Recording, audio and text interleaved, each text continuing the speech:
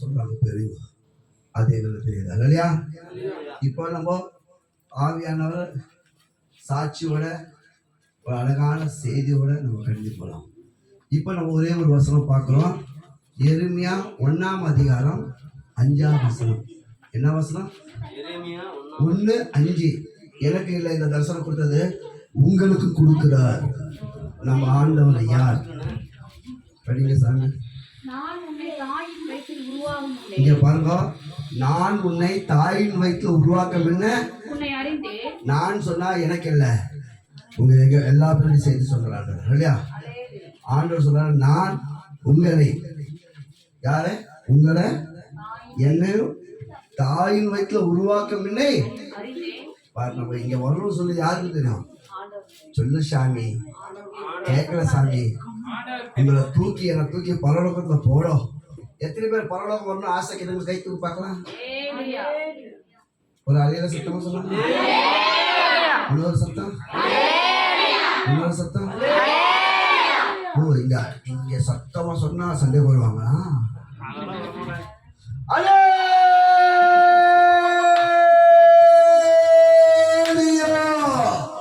எங்கிருந்து வரும் தெரியுமா சத்தம்? அடி வயிற்றுல வரும். பத்தியா என் சத்தத்தை நாய் அப்படி வயிறு இல்லையா? அப்போ ஆண்டவர் சொல்றாரு, என் நாமத்தை நீ அதிகமா பாருங்க. அன்னைக்கு மோசை போய் அபிரகாம் போயிட்டு அதிகமா ஒருத்தர் 100 பேர் மாதிரி சவுண்டு கொடுக்கணும், ஒருத்தர் 10 பேர் போல சவுண்டு கொடுக்கணும். ஏன்னு சொன்னா அந்த சிட்டியில இருக்கிறவங்க அப்படியே கட கட கட கட பயந்து போகணும் இல்லையா?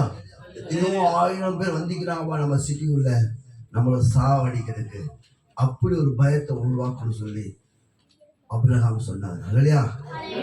ஆனா ஆண்டவர் சொல்றாரு, உங்கள் துக்கம் சந்தோஷம் மாறும். நீங்க எவ்வளோ அலையிலையா சொல்றியோ அவ்வளோ உங்க வயிற்றுல இருந்து, இடுப்புல இருந்து, கை கால இருந்து, முட்டில இருந்து, ஆத்மால இருந்து வலி இருந்தா பறந்து போயிடும். இங்க வந்த சும்மா இல்லை, நீ சும்மா வீட்டுக்கு வந்து உட்கார்ல.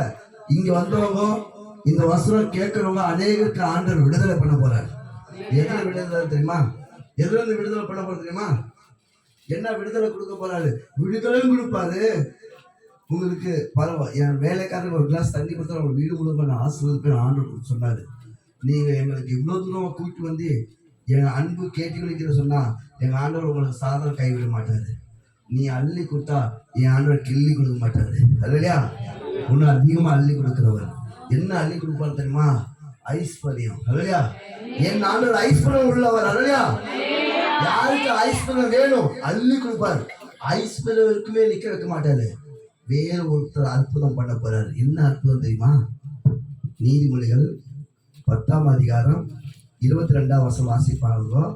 இன்னொரு அதிகமா உங்களுக்கு வேற ஒரு காரியம் வச்சுக்கிறார். ஏமா தேடுறாங்க?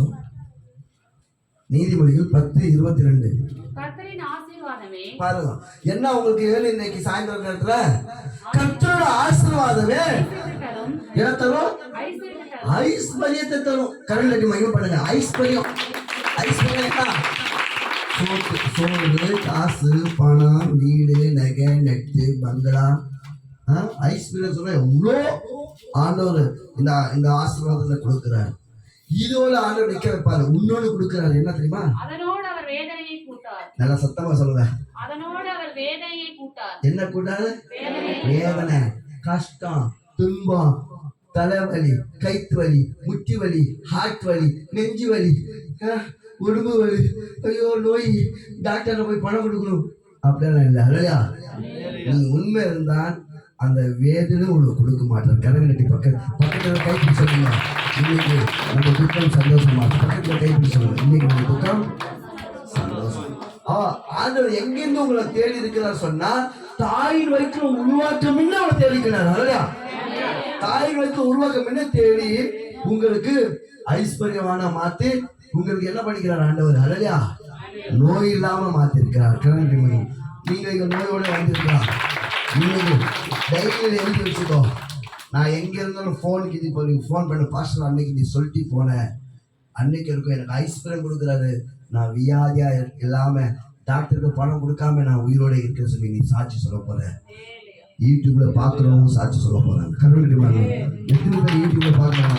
அத்தனை பேர் ஆக சொல்றாரு, ஒரு ஐஸ் அள்ளி கொடுப்பாரு, அந்த வியாதி கொடுக்காம உன் வேதனை தீர்ப்பார். கருவிடி மயப்படுதான். தாய்க்கொரு உருவாக்க நான் உன்னை தெரிஞ்சுக்கிறேன். அடுத்தது, கர்ப்பத்திலிருந்து வெளியே வராத மென்னை, கர்ப்பத்துக்கு வெளியே வராத மென்னை நான் உன்னை அறிஞ்சிருக்கிறேன். பாருங்க, நம்ம நினைக்கிறோம் ஒரு ஒரு ஒரு ஆண் ஒரு பெண் சேர்ந்ததா ஒரு குழந்தை சேரும் சொல்லுவோம் இல்லையா? அது 6 மாசமோ 5 மாசம் தான் அந்த குழந்தை உயிர் வரும் சொல்றாங்க இல்லையா? அப்புறம் அந்த குழந்தை வெளியே வர்றதுக்கு 9 மாசமோ 10 மாசம் ஆகும் சொல்றோம். ஆனா இங்க வசனம் சொல்லுது, தாய் கை வயிற்றுல உருவாக்க மென்னை நான் உன்னை அறிஞ்சிருக்கிறேன். கர்ப்பத்திலிருந்து வெளிப்படாத மென்னை ஏடா இங்க சும்மா இல்ல, நம்ம வந்து உட்கார்ந்து இல்லையா? பெரியவங்க சும்மா நீ கேட்கல. தாய்க்கு உருவாக்க மென்னை நான் உன்னை அறிஞ்சிருக்கிறேன். கர்ப்பத்தில் வெளியே வராத மென்னை உன்னை நான் பரிசுத்தம் பண்ணி ஜாதிகளுக்கு இல்லையா? ஜாதி எப்போ வந்துச்சு பாரு, அன்னைக்கே வந்துச்சு ஜாதி இல்லையா? ஏன்னு சொல்ல இதெல்லாம் ஆளும் தெரியும். இது அன்னைக்கு நடக்கல, இன்னைக்கு நடக்குது. பக்கத்துல கைப்பிடிச்சு சொல்லுங்க இல்லையா? இன்னைக்கு நடக்குது. அன்னைக்கு ஜாதி இல்ல, அன்னைக்கு பரிசுத்த ஜாதி ஒரே ஜாதி, இன்னைக்கு பல ஜாதிகள். தீர்க்கதரிசி உங்களை மாத்த கிளம்பி வாங்க முடியும். என்ன கை உங்களை சொல்றேன், தீர்க்கதரிசியா மாத்திட்டாங்க. பெரிய வல்லமை நான் நினைச்சு பார்க்கல. இவ்வளவு மத்தியில நான் வருவேன் சொல்லுவேன் இல்லையா? 2 பேர் மத்தியிலும் இந்த வேஷம் போட்டிக்கிறேன், 2 லட்சம் மத்தியிலும் நான் இந்த வேஷம் போட்டிக்கிறேன் இல்லையா? ஏன் சொல்ல உண்மை சொல்ல நான் வந்திருக்கிறேன் இல்லையா? அடுத்தது,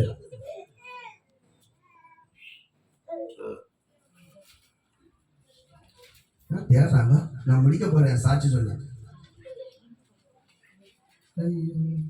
அதே வசனம். அப்பொழுது நான் நல்லா தெரிஞ்சு, அப்பொழுது நான், நீங்க அப்படி நினைக்கிறது ஏதோ பைபிள் சொல்லி நம்ம கேட்கறோம், ஏதோ பாஸ்டர் சொல்லிட்டு போறேன் அப்படி நினைக்கலாம். ஆனா நான் நினைச்சேன் அப்படிதான். ஆண்டவரே நான் ஒரு குருவிக்காரன், ஆண்டவரே நான் ஒரு குருவிக்காரன், நான் எந்த ஸ்கூலுக்கு போகல, எந்த பைபிள் கிளாஸ் போகல, ஸ்தோத்திரம் ஹல்லேலூயா தவிர வேற எந்த பாஷை தெரியல ஆண்டவரே. அப்படிதான் அன்னைக்கு நான் நினைச்சேன். ஆனா ஆண்டவர் என்ன சொன்னாரு, படி, இதோ நான் குருவிக்காரன், பேச தெரியாது, நான் ஒரு குருவிக்காரன், சின்ன பையனை போலத்தான் கேட்கிறேன். நான் எங்க ராஜாக்க மத்தியிலும், பிரபுக்கள் மதிலும், டாக்டர் மதிலும், வக்கீல் மதிலும், பெரிய பெரிய அதிகாரி மதிலும், நாட்டாமி மதியிலும் போய் நான் என்னெல்லாம் பேச போறேன் ஆண்டவரு அப்படி நீங்க நினைக்கலாம். ஆனா ஆண்டவர் அப்படி நினைக்கல. இப்படி நான் அப்படிதான் நினைச்சேன். ஆனாலும் கர்த்தர், நீ சின்ன பையன் சொல்லக்கூடாது, நான் உன்னை அனுப்புற எல்லோரிடத்திலும் போய், நீ பயப்படக்கூடாது, நான் அனுப்புற எல்லா இடத்துக்கும் நீ போய், நான் உன் கட்டளை எல்லாம் நீ பேசுவாயாக. இப்ப யார் கட்டளை வச்சாலும் யார் பேச வைக்கிறாங்க சொல்லு சாமி? ஏன் இஷ்டத்துல பேச வைக்கிறானா? இது இயேசுவோட கட்டளை இல்லையா? அவர்தான் பேச வைக்கிறார். நீ அவர்களுக்கு பயப்பட வேண்டாம், நீ அவர்களை பார்த்து பயப்பட வேண்டாம், உன்னை காக்கும்படிக்கு நான் உடனே இருக்கிறேன் என்று கர்த்தர் சொல்லி, இருக்கிறேன் மகளே மகளே நான் உன்னோட இருக்கிறேன், உன்னை காக்கும்படிக்கு நான் உன்னோட இருக்கிறேன். கவலையிலிருந்து விடுதலை, கண்ணீரிலிருந்து விடுதலை, கஷ்டத்திலிருந்து விடுதலை, வீட்டுல தொல்லையிலிருந்து விடுதலை, பொண்டாட்டிலிருந்து விடுதலை, புருஷனாலிருந்து விடுதலை, குழந்தை குட்டியாலிருந்து விடுதலை, கடன் தொல்லையிலிருந்து விடுதலை இல்லையா? ஜாதிலிருந்து விடுதலை இல்லையா? சுகம் சுகம் சுகம் சந்தோஷம் சமாதானம் அல்ல சொல்லமா? கர்த்தர் அவரோட கரத்தை நீட்டி ஏன் வாய் இல்லை, இன்னைக்கு உங்க வாயெல்லாம் தொட்டிருக்காரு. பக்கத்து கை பிடிச்சி சொல்லுங்க, ஆண்டவர் உங்க வாய் தொட்டார் இல்லையா? இன்னைக்கு சொல்றது எனக்காக தான். தூரமா கேட்கறவங்க இருக்கலாம், வீட்டுல கேட்கறவங்க இருக்கலாம், கர்த்தர் உங்க வாய் தொட்டிட்டார். அடுத்தது, போய் பேசுற வார்த்தை எல்லாம் யாருது இல்லையா? ஆண்டவர் வைக்கிறார் வாயில இல்லையா? நான் இஷ்டத்துல இங்க பேசுறேன் வரல, இது யார் வச்சது? ஆண்டவர் வச்சார். அடுத்தது,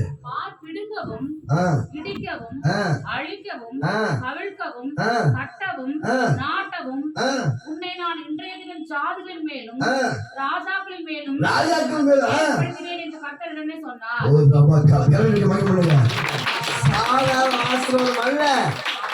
வேற லெவல் ஆண்டவர் நம்ம மாதிரி